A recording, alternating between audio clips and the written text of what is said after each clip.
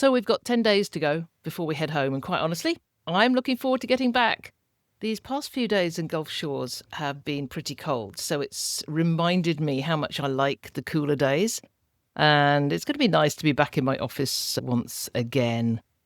I'm sure it'll be a little bit of a shock to get home and find there is still huge mounds of snow in my driveway and in my garden, but before we know it, it will be done and gone and out of the way, and spring will be here.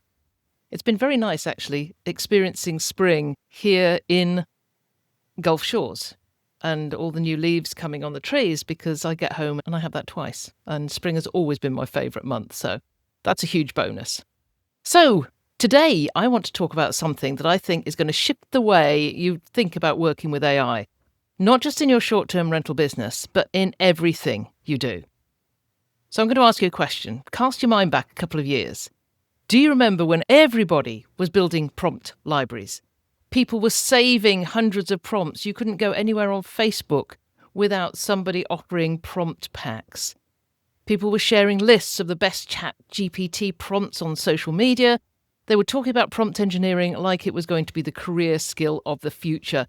And I know of people who signed up for courses, university courses in prompt engineering, and they were 2-year courses, and that was only about 18 months ago. So it'd be interesting to talk to them now to see how they feel about the course they're doing, and, well, hopefully the syllabus changed along the way, because everything has changed along the way. So I was paying really close attention to all of it, and, quite honestly, I nearly signed up for some of those things. But let's move on, because we have moved on. Not because prompts don't matter, they absolutely do, but they matter a lot less than they used to. And what matters a lot more is something that most people haven't even started building yet. So today I want to walk you through what's changed, why it's changed, and what you should be doing instead. Because if you're still thinking about AI through the lens of what's the right prompt, you're playing a game that the tools have already moved beyond. So let me give you an example from what I've been doing the past few weeks. I've just finished building a full web application using a tool called Lovable. But I didn't sit here writing carefully engineered, polished prompts. So what I did instead was describe what I wanted in natural language. It was pretty much a ramble. It wasn't particularly articulate. In fact, it was completely inarticulate as I was listening to myself speaking. But just as an aside, I use a tool called Whisperflow, which allows me to dictate to any platform. If I'm writing an email or a Slack message, or I'm talking to Claude or ChatGPT, I just put the cursor in the space I want it to be, press a button and start talking. And Whisperflow takes that ramble and turns it into something that is very much understandable. So I'll put a link to Whisperflow in the show notes and you can go and check it out. But back to my Lovable app creation. So I created this prompt, and then Claude responded to me, and I reacted to that response. And we went backwards and forwards as we refined things. And I invited Claude to suggest things. And it actually felt more like collaborating with a really capable colleague than what I was actually doing, which was programming a machine. And the more I do this, the more I realize how much the tools have changed. It means the way we work with them has to change too. So today we're going to talk about prompt libraries, where they came from, why they made sense in the first place, but why they're no longer the most valuable thing you can build. And then I'm going to tell you exactly what to build instead. So to understand where we are now, we need to go back to where we started, in the early days of mainstream AI. And I'm talking about the period when ChatGPT first exploded, and it was very early 2023, and everybody suddenly had access to these amazing tools, and prompting was everything.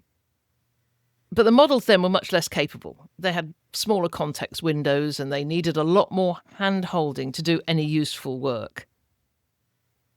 So a lot of clever people figured out frameworks, and you've probably heard some of them. Things like give the AI a role, give it a task, tell it the format you want, set some constraints, and ideally include an example or two of what you're looking for. Role, task, format, constraints, examples. That was the gold standard. There are a bunch of acronyms that outline this process, some of which are still relevant, and I'm not discounting them altogether. And prompt libraries made complete sense in that world. You found something that worked, you saved it, and then you reused it. It reduced what I call blank page syndrome, the one in the olden days we used to call writer's block. That moment when you open a tool and you've got no idea what to type. And a library of prompts gave you this running start. It helped people learn structure, and it gave people confidence. And a lot of people, and I include myself in this, treated prompts almost like magic spells. Like, if I can just find the perfect prompt, I'll get the perfect output. And we talked a lot about garbage in, garbage out. And there was this chase for the ideal wording, people sharing things like the best prompt for writing emails or the ultimate ChatGPT prompt for social media. But that approach had a hidden problem. A lot of people collected prompts they didn't fully understand. So when the context changed, when the job was slightly different, or the audience was different, or the platform they were using was different, the prompt stopped working effectively. And they didn't know why, because they never really understood what made it work in the first place. So the prompt library created dependency. It was useful, but it really did have a ceiling. And for where the tools were at the time, prompt engineering was genuinely valuable. And learning to communicate clearly with AI, learning to structure your requests and learning what that specificity matters, all of that was important, and it still is. We're not throwing any of that away today, but the tools have moved on. So let's talk about what's actually changed and why prompt libraries are no longer the most valuable thing you can invest time in building. Modern AI tools can do several things that early models couldn't. They can interpret natural language much more accurately, which means you don't need to be as precise with your wording to get a good result. They ask follow-up questions, and I'm sure you've got frustrated with ChatGPT when it always asks follow-up questions at the end of an output. And they're usually really good questions, so you end up with this mega response because you've gone off on some tangent that ChatGPT has taken you on. They can even help you write better prompts for yourself. And I often do this. If I'm writing instructions for a GPT or for a skill in Claude, then I ask the platform to write the instructions for me. So I'm asking it to write the instructions. But perhaps most importantly, they can now operate inside what we call persistent environments, things like projects and custom assistants and knowledge bases and structured workspaces, where a lot of context is already loaded and available before you even type a single word. So here's the line I'm going to keep coming back to. The prompt is no longer the product. The system around the prompt is now the product. So think about what that means. A one-off prompt, even a really good one, it usually lacks business context. It doesn't know who you are. It doesn't know who your guests are. It doesn't know your voice, your policies, your standards, what you're selling to them. Every time you use it, you're starting from zero. And a saved prompt can also become brittle. The same prompt behaves differently depending on which model you're using, which tool you're using, and what project or knowledge base it has access to. And even what time of year it is if your content's seasonal. And as for teams, for anyone who has staff or who wants to delegate AI tasks, a folder of prompts doesn't actually create repeatable outcomes. What it does is creates inconsistency, because every person uses the prompt slightly differently, or picks a different one, or skips them entirely. So let me give you a really concrete contrast that I think makes this click. The old way, here is my email writing prompt, I paste it in, I fill in the blanks, I get an email. But the new way is, here is my assistant. It knows my voice, it knows my audience, it knows my offer, it knows the kind of email I usually write, what to avoid, and what tone works for my guests. I tell it what I need, and it produces something that actually sounds like me. One of those is a tool, the other's a system. And the system wins every single time. So if we're demoting the prompt library, what are we building instead? I want to walk you through this as a progression, because it's not one thing, it's a layered system. And each layer makes the next one more powerful. So the first shift is moving from one-off conversations to projects. Most of the major AI tools now support some version of this. And a project is essentially a container for a specific type of work. Instead of starting a new chat every time, you work inside an environment that remembers what you've told it and keeps your instructions active. Now, when I'm talking here about projects, this is the Claude environment. You may already have made GPTs within ChatGPT, and that's a custom GPT. But what does that mean in practice? It means less re-explaining, and it means continuity. It means you don't have to paste in a wall of context at the start of every conversation. The project holds that for you. For a property manager, a project might be guest communications. You set it up once with your policies, your tone, your common scenarios, and then every time you need to write something for a guest, you're working inside that context already. So layer 2, custom assistants. You might know these as custom GPTs or gems in Google's ecosystem, or similar features depending on which tools you use. These let you define in advance exactly what this AI is for. You tell it, here's your purpose, here's the role you're playing, here's the tone I want, here's what good looks like. That one's so important. Here's what to avoid. And you can attach knowledge, documents, examples, reference materials so the assistant can draw on them. This is where things start to get genuinely powerful, because you're not customizing a prompt, you're building an AI that understands its job. So now we get to what I think is the real shift, and that's knowledge bases. Without your specific knowledge, AI is generic. It can produce competent, very professional output, but it won't sound like you. It won't reflect your standards. It won't understand the nuances of your properties or your guests or your market or your brand. When you attach your own documents, like your SOPs or your guest communication templates, your brand voice guide, your owner onboarding materials, your property descriptions, your FAQs, the AI stops being a generic writing assistant and starts becoming something that actually knows your business. Think about what you could include. You could include your welcome guide, your house rules, seasonal promotions, common guest questions and how you answer them, your owner communication style, your review response strategy. All of that becomes available to the AI as context. That is a completely different tool from a prompt library. A prompt library is passive. You look things up and you copy and paste it. A knowledge base is active. The AI draws on it without you having to think about it. Now, here's a phrase I want you to hold on to because I think it's the most useful framing of everything I'm talking about today. And it's a context library. A context library is different from a prompt library. Where a prompt library stores the questions you ask, a context library stores everything the AI needs to know to answer well. It's the background, the business intelligence, and the reference material. So a solid context library for a short-term rental professional might include your business overview, what you do, who you serve, where you operate, your values, your mission statement, etc.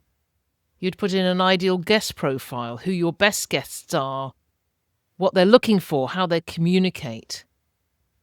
You'd put in some examples of your listings, what each property provides, what makes your business unique, your brand voice, how you sound, what words you use, what tone you want to hit, the words you don't want to use. And then you'd put in your policies, check-in times, pet policies, cancellation terms, past examples of great guest messages, great owner reports, great listing copy, your own frameworks for how you make decisions.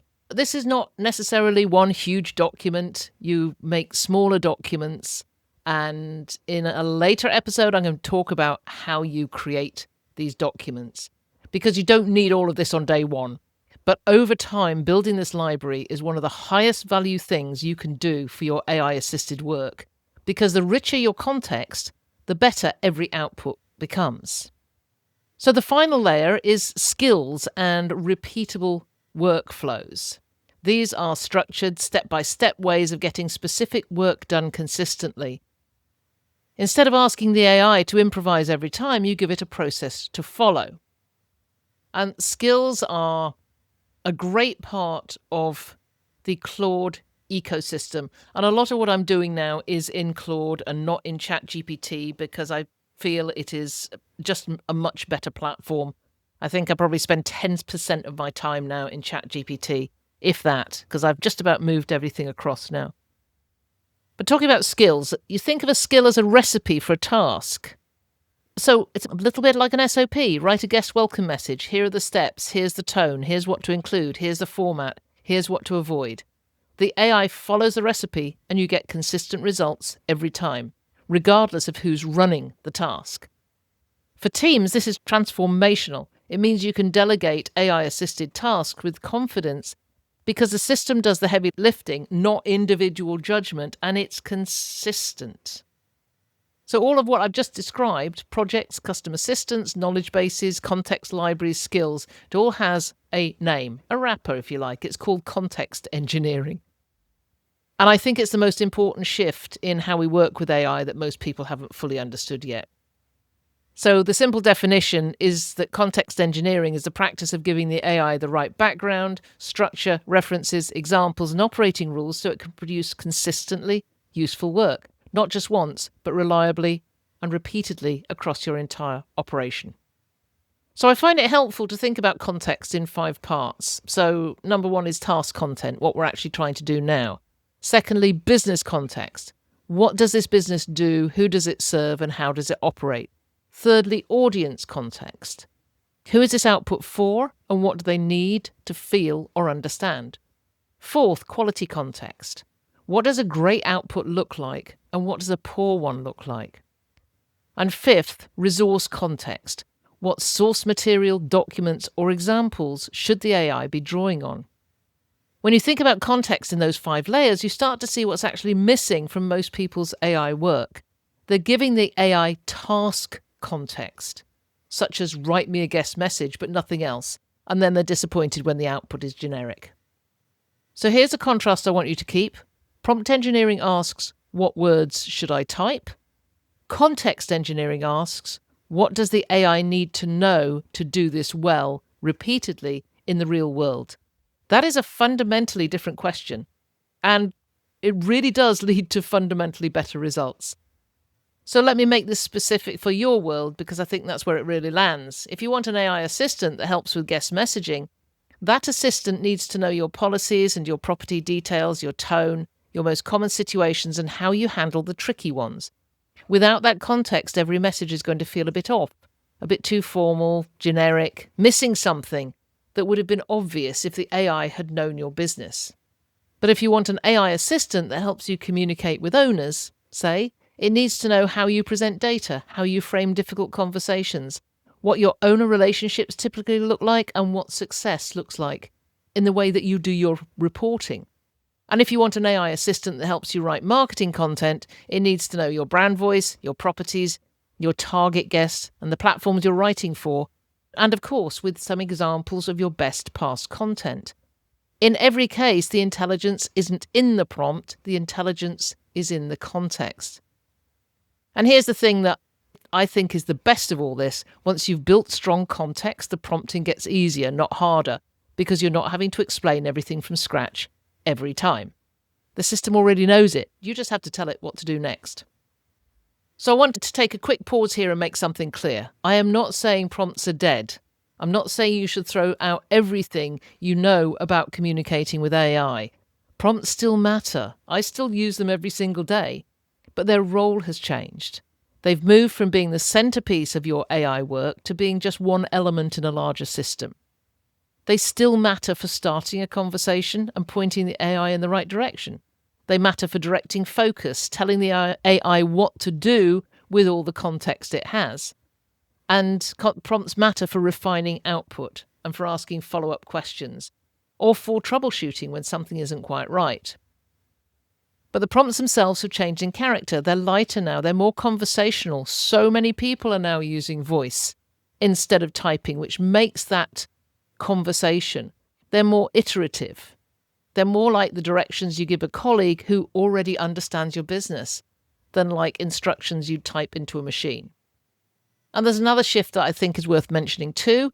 AI can now help you prompt better. When I'm working on something and I'm not quite getting what I need, I just ask the AI to help me refine my request. As I said earlier, I just do a ramble, describe what I'm going for, and ask it to suggest a better way to frame it. I can share a draft I've done and ask what context I might be missing. And that's the thing about context engineering. It's not just something you set up once and forget. It's an ongoing conversation. You're always learning what context is most valuable, what the AI needs more of, and where the gaps are in your system. And the more you do that, the better your system becomes. It compounds over time. So I want to walk you through a real demonstration now, because I know for some people all of this is starting to feel a bit abstract, and I want to make it completely concrete. I'm going to use an example that I know every single one of you can relate to, and we've referred to it before in this episode, and that's writing a guest welcome message. But I'm going to give this same task with 3 different approaches, and I want you to listen to the difference.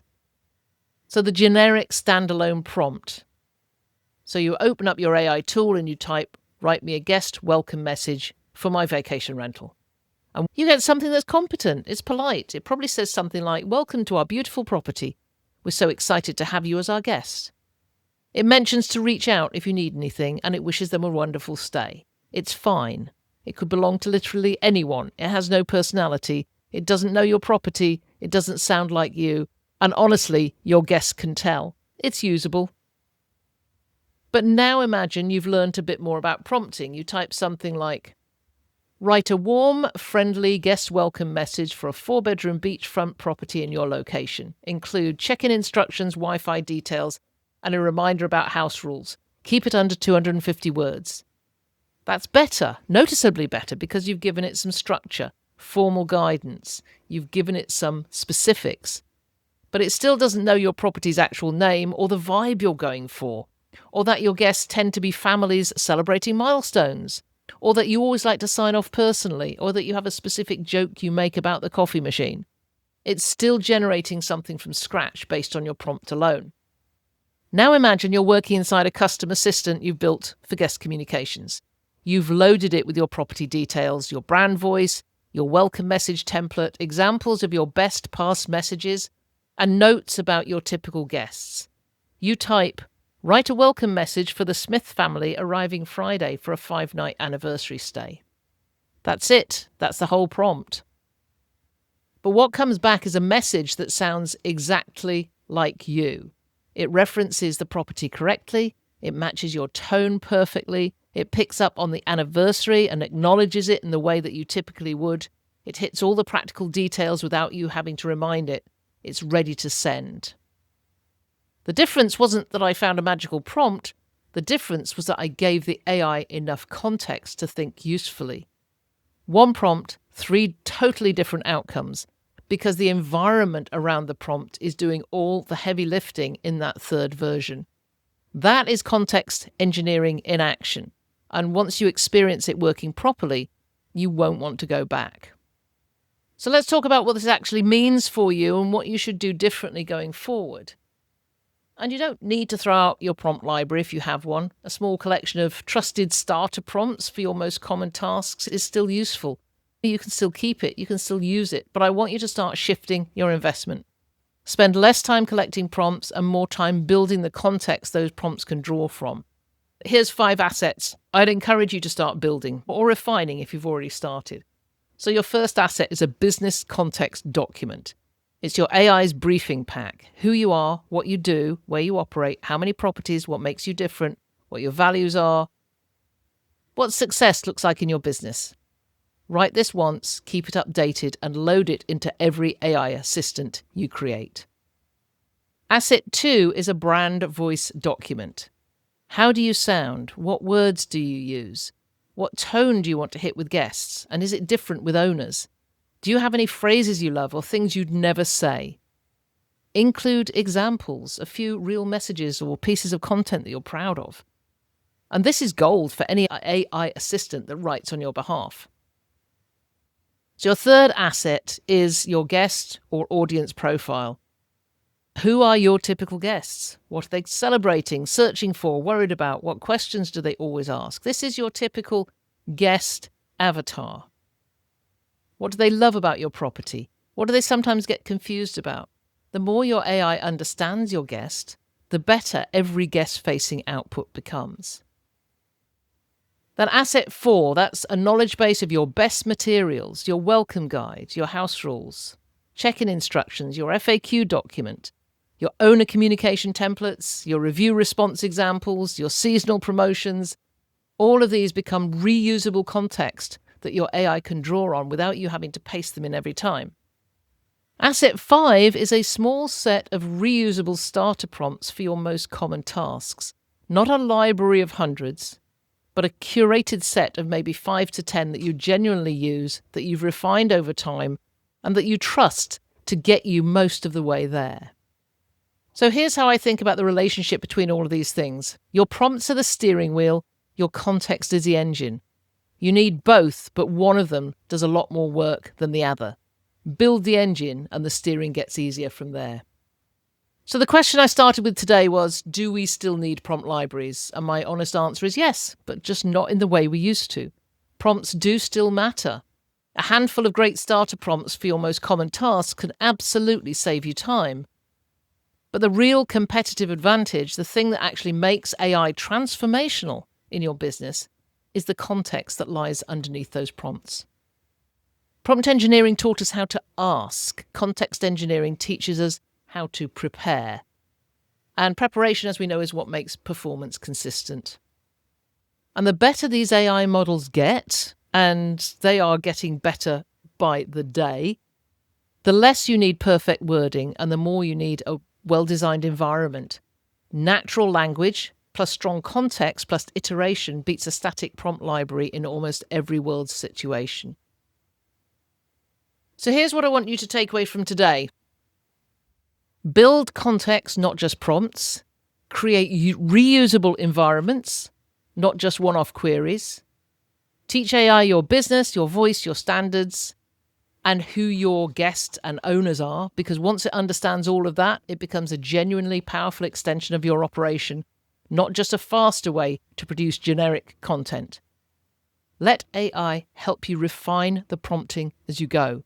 You don't have to figure it all out up front. Just build iteratively and learn what works. A prompt library is a toolbox. A context library is an operating system. And in business, we don't compete on toolboxes. We compete on systems.